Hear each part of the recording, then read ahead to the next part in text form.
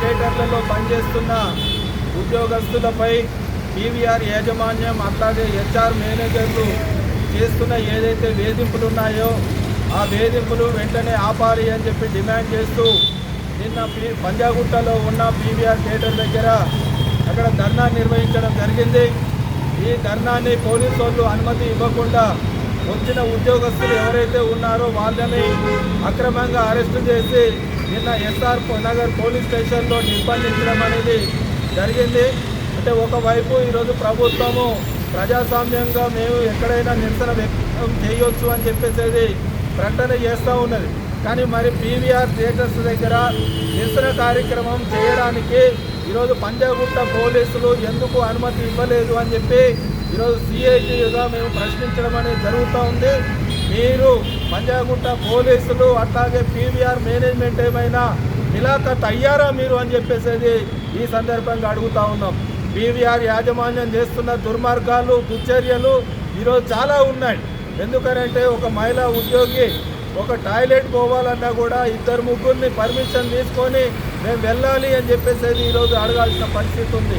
మరి ఇట్లాంటి అవమానకరమైన పరిస్థితులు అక్కడ ఉంటే ఎవడు పట్టించుకోవాలి? ఈరోజు పోలీసు వాళ్ళు పట్టించుకుంటారా? ప్రభుత్వం పట్టించుకుంటుందా? ఈరోజు సినిమా ఆటోగ్రఫీ మంత్రి గారు పట్టించుకుంటారా?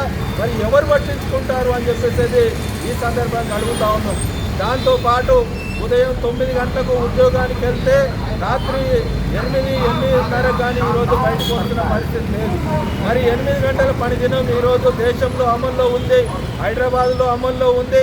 అనేక కార్ఖానాలు, అనేక కంపెనీలు, అనేక కార్యాలయాల్లో ఈరోజు 8 గంటల పనిదినం అమలు జరుగుతూ ఉన్నది. మరి ఇక్కడ పీవీఆర్లో 10 గంటలు, 11 గంటలు, 12 గంటలు ఏ రకంగా చేయించుకుంటున్నారు అని చెప్పేసి ఈ సందర్భంగా సిఐటిగా ప్రశ్నిస్తూ ఉన్నాం. అందుకని 8 గంటల కంటే అదనంగా ఎన్ని గంటలైతే డ్యూటీలు చేస్తూ ఉన్నారో వాళ్ళకందరూ కూడా డబుల్ పేమెంట్ ఓటీ రూపంలో చెల్లించాలి అని చెప్పేసి కూడా ఈ సందర్భంగా సిఐటిగా డిమాండ్ చేయడం అనేది జరుగుతూ ఉన్నది. అట్లాగే వేతనాల్లో ఈరోజు కోతలు విధిస్తూ ఉన్నారు. ఎందుకు ఈరోజు మా జీతాల్లో కటింగులు చేస్తూ ఉన్నారు అని చెప్తే దానికి హెచ్ఆర్ మేనేజర్లు కానీ పీవీఆర్ యాజమాన్యం కానీ ఈరోజు స్పందిస్తున్న పరిస్థితి లేదు. ఎవరైతే మా జీతాలు తక్కువ వచ్చినాయి, మా సమస్యలు ఉన్నాయి, ఈ పరిష్కారం చెయ్యండి అని చెప్పేసి ఆ హెచ్ఆర్ మేనేజర్ల దగ్గరికి పోతే వాళ్ళను టార్గెట్లు చేయడము, వాళ్ళని ఇతర ప్రాంతాలకు ట్రాన్స్ఫర్ చేయడం అనేది నిత్య కృత్యంగా ఈరోజు మారిన పరిస్థితి ఉంది.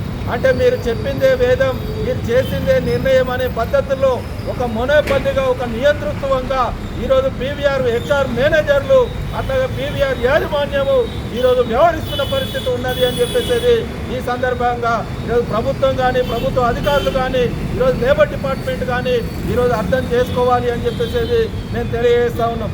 అందుకని నిన్న కేవలం పీవీఆర్ ఉద్యోగస్తులు మాత్రమే అక్కడ పోయి నిరసన వ్యక్తం చేశారు.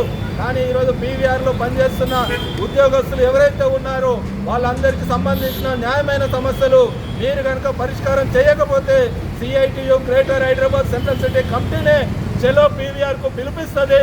అక్కడ ఏం జరిగినా కూడా ప్రభుత్వమే బాధ్యత వహించాలి, పీవీఆర్ యాజమాన్యమే బాధ్యత వహించాలి అని చెప్పేసి ఈ సందర్భంగా హెచ్చరిస్తూ ఉన్నాం.